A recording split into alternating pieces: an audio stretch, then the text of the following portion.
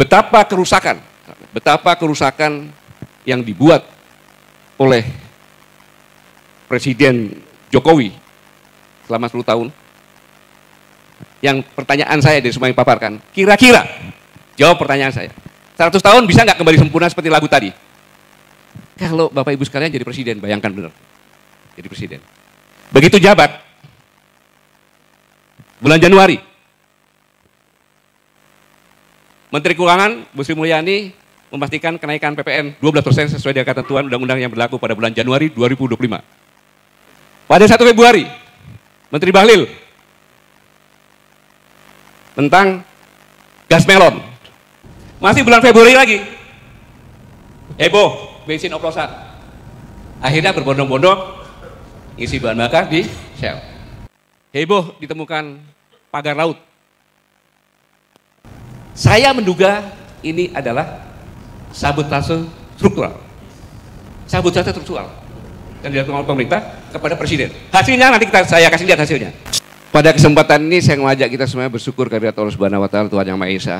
Karena jujur saya merasa bangga bisa hadir di sini karena Bung Rocky bilang bahwa kami ini setiap saat disoroti dan penjara menunggu.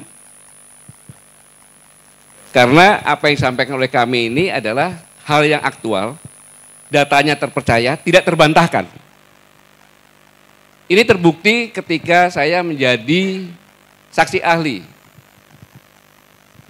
Anton, di mana itu, Ton? Jakarta Selatan ya?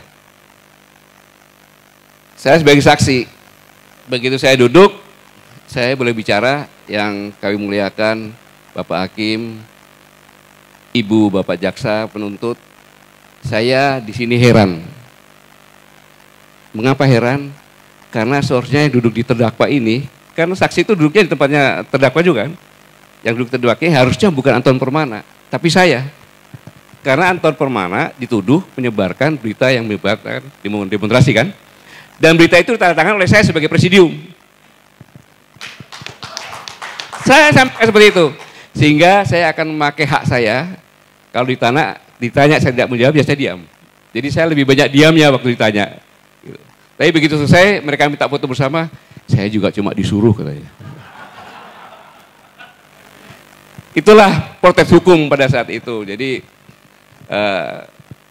ya sepantasnya kita bersyukur bersama-sama. Dari jauh Allah membimbing kita semuanya bisa berkumpul di sini. Saudara-saudara sekalian, 80 tahun sudah Indonesia merdeka. Merdeka sebagai negara berdaulat, tetapi apakah tujuan dan cita-cita kita sudah tercapai? Ini pertanyaan besar. Seperti yang dikatakan tadi, bahwa kemerdekaan Indonesia adalah hasil perjuangan bersama, penuh dengan darah dan derita, bukan hasil sebuah hadiah, dan juga bukan hasil perjuangan satu kelompok saja. Dr. Muladi bilang kan tadi, dari bangsa-bangsa yang ada di Indonesia ini semuanya.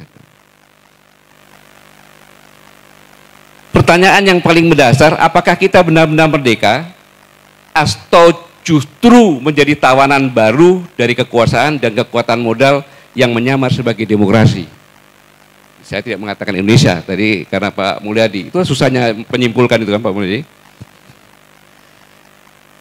Jadi pernyataan inilah yang menjadi titik awal berdirinya Koalisi Aksi Menyelamatkan Indonesia. Singkatnya sekarang ini sudah jelaskan semuanya. Betapa kerusakan yang dibuat oleh Presiden Jokowi selama 10 tahun. Yang pertanyaan saya dari semua yang paparkan, kira-kira jawab pertanyaan saya, 100 tahun bisa nggak kembali sempurna seperti lagu tadi?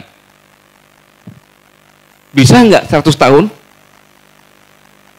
menjadi seperti lagu yang tadi? Sengaja saya lakukan tadi itu menjelaskan. Bisa nggak? Siapa yang tanya, siapa yang bisa angkat tangan? Tidak bisa. Tidak bisa.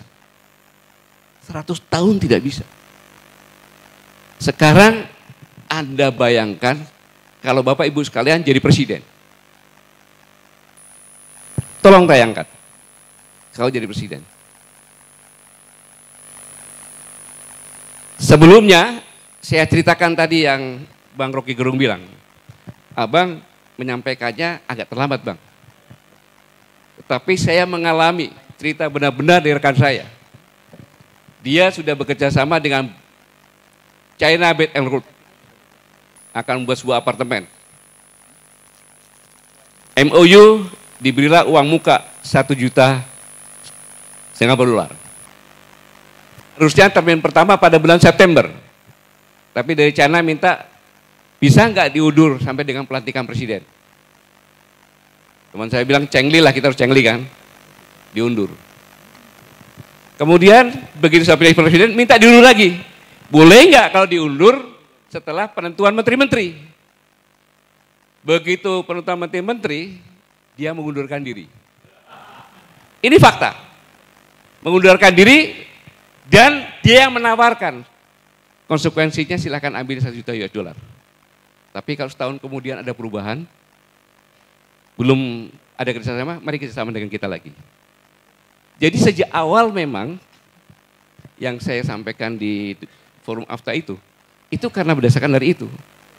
Dan mereka mengamati sampai dengan sekarang ini. Nah, sebelumnya lagi, saya menjelaskan seperti Bang Ubedillah sampaikan, bahwa kemiskinan di Indonesia ini by design. By design. Kenapa? Karena kalau orang kelaparan, kemiskinan, mudah dikendalikan. Ini sebuah teori. Harus hati-hati kalau bilang teori ini. Saya diawasi terus sama Bang Rocky Gerung. Kalau salah Bang, bilangnya nanti aja bagi sekarang Bang. Thank you much bahwa kalau orang lapar itu mudah dikendalikan. Anda ingin bukti, silakan pulang, beli ayam, ya kan, beli ayam, dikurung, 3 hari jangan kasih makan, kasih minum aja. Setelah 3 hari, cabutin bulunya satu persatu. Oke, cabutin. Habis itu taruh. Anda datang, lari kan? Coba bawa beras. Datang itu ayamnya. Jadi teori inilah yang dilakukan sehingga pada saat pemilu yang akan datang itu mudah dikendalikan. Cukup dengan amplop-amplop itu saja. Mengendalikan membuat orang miskin paling gampang. Apa? Korupsi. Dengan korupsi itu sangat masif cepatnya terjadi kemiskinan. Dan itu terbukti. Kalau dihitung-hitung selama tahun kemarin saja sebelum pemilu, itu saya pikir ratusan triliun, atau mungkin sampai 1.000 triliun bisa terjadi itu korupsinya. Mungkin dicek datanya itu. Bagaimana Pak Antoni? Kira-kira berapa Pak Antoni? 1.000 lebih. 1.000 lebih. Sekaligus juga untuk bahan sandera. Untuk pejabat-pejabatnya. Nah, yang jahat lagi, ya sangat jahat lagi. Coba bayangkan kalau Bapak Ibu sekalian jadi presiden, bayangkan benar. Jadi presiden. Begitu jabat, bulan Januari, Menteri Keuangan Bu Sri Mulyani memastikan kenaikan PPN 12% sesuai dengan ketentuan undang-undang yang berlaku pada bulan Januari 2025. Jadi pada saat Presiden jabat, bulan Januari PPN 12% diberlakukan. Untungnya pada tanggal 31 Desember, Presiden Prabowo membatalkan keputusan tersebut, hanya mengenakan kenaikan pajak menjadi 12% untuk barang dan jasa saja. Baru jadi presiden di tahun pertama, sudah disibukkan dengan ini dan harus tampil sendiri untuk membatalkan. Ini Januari. Selanjutnya, bulan Januari lagi, heboh ditemukan pagar laut. Masat, jam berapa SMS loh. Di Tangerang. Pada saat itu Presiden merintahkan bongkar. Tetapi Menteri KKP bilang jangan dibongkar, melarang. Karena untuk barang bukti, insubordinasi dari menterinya. Belum 1 bulan di bulan Januari, sudah terjadi seperti ini. 2.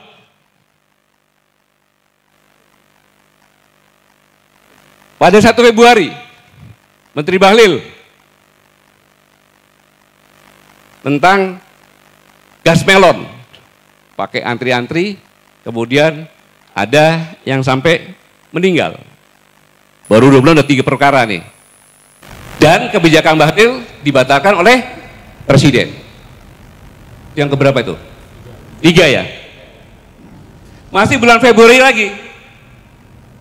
Heboh, bensin oplosan. Ini kalau terlambat diketahui, mesin-mesin motor masyarakat kecil itu rusak. Akhirnya berbondong-bondong isi bahan bakar di Shell. Sebelum saya lanjutkan, saya menduga ini adalah sabotase struktural. Disabotase yang dilakukan oleh struktural pemerintahan sendiri. Saya menduga itu. Boleh saya menduga seperti itu. Kalau itu panggil saya sebagai yang menyampaikan ini. Sabotase struktural yang dilakukan oleh pemerintah kepada Presiden. Hasilnya nanti saya kasih lihat hasilnya. Sampai Kejaksaan Agung menangkap beberapa dari Pertamina. Februari sudah, sekarang bulan Maret. Menpan RB mengumumkan penundaan pengangkatan calon pegawai negeri sipil dan PPK. Jadi ribut.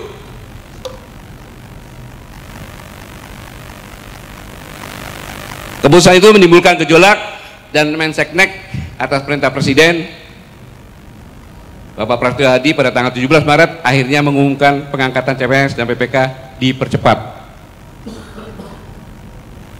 Baru 3 bulan di tahun yang baru sudah seperti itu. 6. PPATK melakukan pemblokiran rekening bank yang tidak aktif selama 3 bulan. Logika berpikirnya, tidak mungkin PPATK melakukan itu. Itu kan tidak terduga. Karena PPATK adalah intelijen untuk keuangan. Dia tidak punya hak, hanya melaporkan. Harusnya sudah dipenjara ini orang ini. Presiden turun tangan lagi. 122 juta rekening diblokir. Heboh. Kalau seandainya tidak diatasi, bayangkan seandainya 122 juta ini antri di bank dan narik rekeningnya. Jatuh nggak Presiden?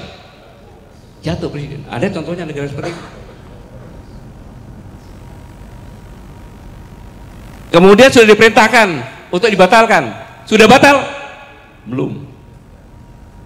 Pembangkangan lagi yang kedua. Kenapa? Bank harus orang sendiri yang membuka. Timbullah maki-makian, Presiden goblok, Presiden bajingan, Presiden kurang ajar dari luar negeri. Karena TKW mau berangkat dia buka rekening sini, jadi dia dikirim ke sini. Ketika mau pulang, beli tiket dari sini kan, nggak bisa. Bayangkan, saya harus menabung 3 tahun lagi supaya saya bisa pulang. Di mana-mana maki-maki muncul.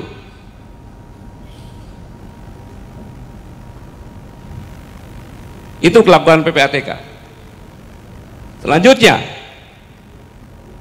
muncul pemerintah sedang merampas uang rakyat. Negara menghambat akses rakyat terhadap hak keuangannya. Tujuannya melegitimasi kepemimpinan Presiden Prabowo.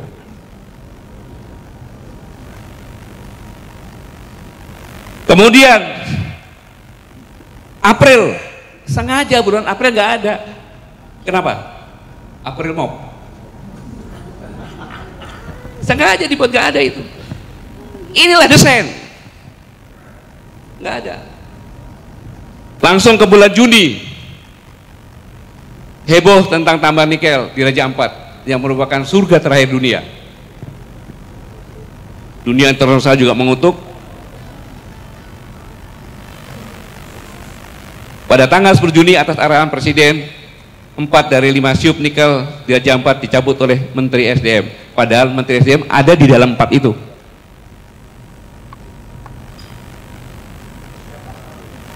Ya.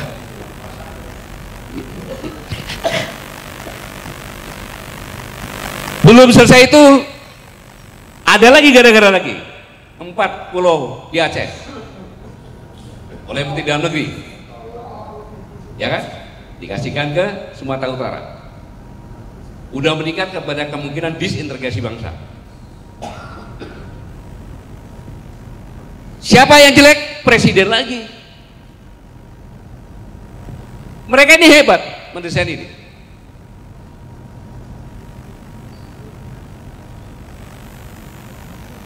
Selanjutnya bulan Juli, seorang pejabat di Komdinggi mengeluarkan wacana Beakol dibatasi hanya untuk mereka yang membeli paket internet premium. Tapi habis itu sampai sekarang belum ada kejelasannya. Ini kan menimbulkan kemarahan masyarakat bertubi-tubi. Bertubi-tubi. Kepada siapa? Ya presiden, karena pemerintah. Akhir Juli, amplop pernikahan dipajaki dari Dirjen Pajak. Habis itu menganulir, saya tidak melakukan itu. Bayangkan kalau Anda jadi presiden, bagaimana itu? Bisa berkonsentrasi. Kemudian akhir Juli, tanah nganggur selama 2 tahun disita negara. Pada akhir Juli, media sosial dihebohkan dengan kabar tanah nganggur tersebut, heboh di mana-mana. Belum rekening selesai, tambahin lagi tanah nganggur.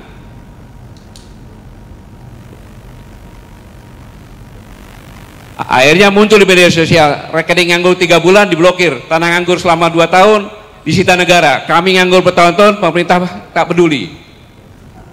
Tapi muncul lagi, waspada, janda yang 2 tahun bisa disita oleh pemerintah. Muncul itu.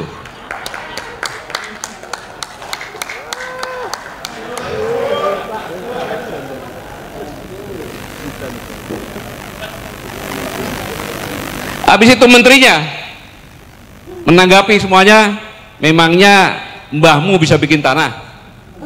Menterinya seperti itu. Seorang menteri bicara seperti itu, bukannya mendinginkan, tapi seperti itu. Untung belum ada pati itu. Dan akhirnya minta maaf. Keributan demi keributan itu masih terus berlanjut. Karena bulan Juli itu harus puncaknya sampai Agustus, maka bulan Juli ada lagi. Ketika Presiden memberikan abolisi dan amnesti untuk Thomas Lembong dan Hasto, keputusan Presiden diserang. Saya tahu yang menyerang itu adalah gabungan YouTuber Nusantara.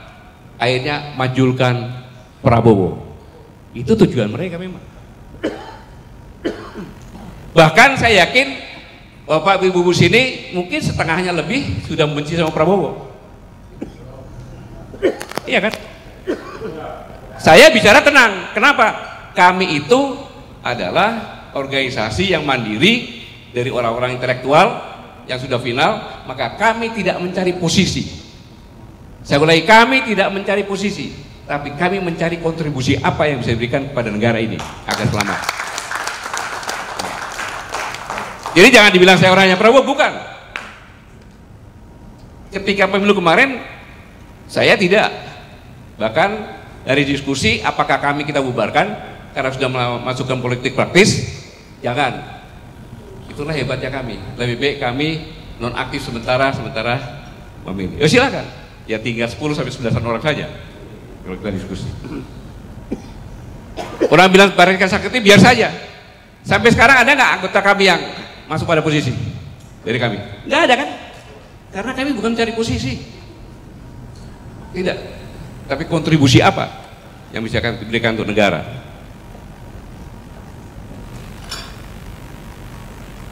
Kemudian 8 Agustus 2025, Menteri Keuangan lempar wacana rakyat untuk ikut urunan dan partisipasi untuk gaji dosen.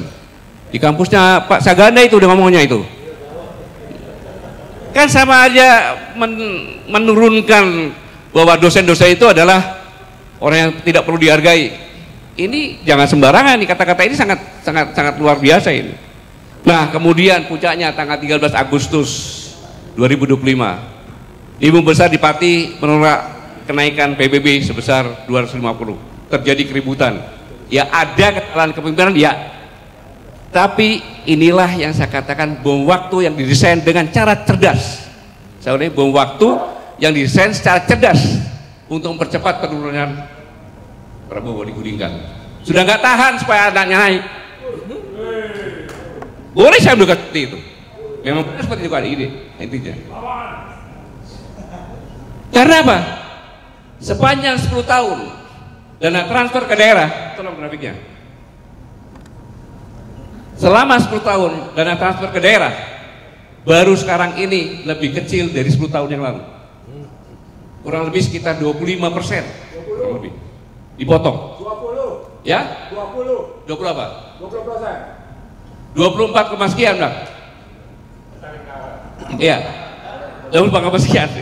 Kalau akan apa dibagi-bagi aja kan? Ini kita di kami biasa, justru seperti biasa. Ya. Kan itu aja 650 per 864 dikalikan 1% saja kan itu kan. Kira-kira di atas 20 lah, Bang. Ya, kita ambil jalan tengah, ya, Bang. Ya? Ya, jadi ini biasa nih. Nah, ini padahal di daerah-daerah, dana transfer daerah dan lain sebagainya itu 30% rata-rata ya 30% untuk belanja pegawai. Nah, ketika itu dipotong, bingung bupati. Ada yang bupati nggak bisa bayar gaji kan? Maka dinaikkan lah itu. Tujuannya apa? Agar terjadi seperti Pati di mana-mana, sehingga ngepung ke Jakarta. Dan Pati itu adalah sebagai latihan. Kalau kamu digini loh, berani aja. Polisi juga bisa kaki usir dan sebagainya. Ini sangat berbahaya. Lalu pertanyaannya, apakah kita akan diam seperti ini? Apakah kita ikut bagian dari sabotase struktural untuk ikut menjatuhkan Prabowo Subianto? Pergantian pemerintahan setiap saat bukan menambah kesejahteraan, tapi mendapatkan kebangkrutan. Kenapa? Ada satu hal lagi, tolong didiskusikan dalam ekonomi. Saya bertanya, pertanian di Amerika dengan benua yang banyak datang, dengan teknologi pertanian, dengan bibit yang berkualitas, kira-kira lebih bagus di Amerika atau di Indonesia? Lebih efisien di Amerika atau di Indonesia? Logika berpikirnya kan di Amerika kan? Maka di Amerika kira-kira lebih murah nggak dari Indonesia? Lebih murah. Begitu 0%, Bung, lebih murah 20% aja. Habis di sini masuk. Mulai dari gandum, jagung, kalau perlu padi. Akhirnya petani bukannya tidak mau, ya rugi dia. Inilah sangat-sangat berbahaya. Karena begitu ini terjadi, tidak ada pertanyaan lagi. Begitu di stop, mati kita semua. Ini juga proses dari penguasaan wilayah dengan cara shock. Kita bicara Cina, taruhlah Tokopedia atau apa dibeli. Tokopedia itu kan sebagai sarana untuk menjual di samping barang-barang dari luar, dari Cina juga, tapi UMKM juga. Setuju nggak ya? Ketika saya sudah beli ini, saya tinggal ngomong, punyamu dijual, tapi harus store saya di bawah 20% lagi. Totalnya 100 cuma 80. Anda mau nggak apa-apa. Akhirnya UMKM jatuh. Distribusi. Sekarang saya juga menyelenggarakan distribusi juga. Saya pindah ke distribusi yang dibuat oleh Pak Antoni, saya bilang gitu. Karena lebih murah 50%. Kalau Anda ikut juga silakan bersaing, nggak bisa hidup. Artinya apa? UMKM habis, usaha semuanya habis, dikuasai oleh mereka. Dua negara besar ini sama-sama menghancurkan kita dengan cara yang sistematis. Itulah yang seharusnya sama-sama kita pikirkan, bahwa negara kita ini sedang diincar sejak dahulu kala sampai dengan sekarang, sejak zaman Portugis, Spanyol dan sebagainya sampai dengan sekarang. Dan dalam kondisi seperti ini, Saya menghimbau, saya bukan orangnya Pak Prabowo, saya bukan siapa-siapa, saya adalah kami yang harus menyuarakan apa adanya. Gak ada alternatif lain. Mari kita bergandengan tangan, kohesi nasional yang sudah pecah kita perbaiki. Hukum yang tajam ke atas terbalik, tajam ke bawah, tumbul ke atas, kita perbaiki. Tata krama budaya yang hilang, perbaiki. Dengan apa? Ya kita ngajak demo ke presiden. Masa udah tahu seperti itu masih mempertahankan menteri-menteri yang seperti itu? Seperti yang Bung Rocky bilang. Iya dong. Kita sudah memperingatkan seperti ini, Bung Rocky semuanya mengingatkan. Jelas. Dan buktinya usaha yang seperti itu sudah ada. Kemudian sudah dihianati dengan sistematis seperti ini. Masih tetap. Aneh dong. Memang saya sadar tidak mungkin begitu cepat. Ada tahapan-tahapannya karena struktural ini yang saya katakan sabotase struktural itu berlapis, mulai daripada menteri, deputinya sampai ke bawah. Karena yang menentukan deputi kementerian kan TPA, tim penilaian akhir, yaitu ada BIN, kemudian dipimpin Wapres, kemudian waktu itu kementerian terkait terus dihapuskan. Jadi cukup BIN aja Pak, itu dia saya dengar 5 Pak, udah nggak bisa dicari lagi udah. Geser. Jadi orang mereka semuanya sudah masuk. Inilah yang saya katakan di hari ulang tahun kelima ini, kalau kita ingin reuni Indonesia ke depan, kita selamatkan sama-sama Indonesia. Setelah kita tahu permasalahan-permasalahan ini, tidak mengada-ada, ini fakta semuanya ada, saya sampaikan. Patut kita mencurigai seperti ini. Mari kita bergandengan tangan, kita ajak semua masyarakat bergandengan tangan agar membalikan Indonesia seperti lagu yang kita lakukan tadi.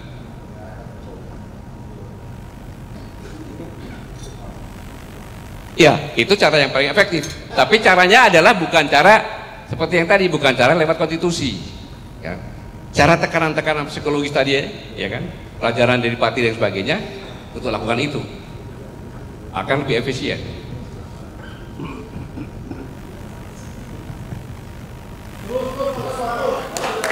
Cukup ya?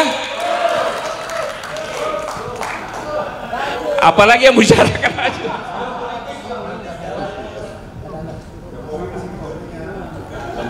Jokowi udah sebutkan tadi semuanya, ya. Jadi saudaraku sekalian, saya hanya nyampaikan dirgahayu Koalisi Aksi Menyelamatkan Indonesia.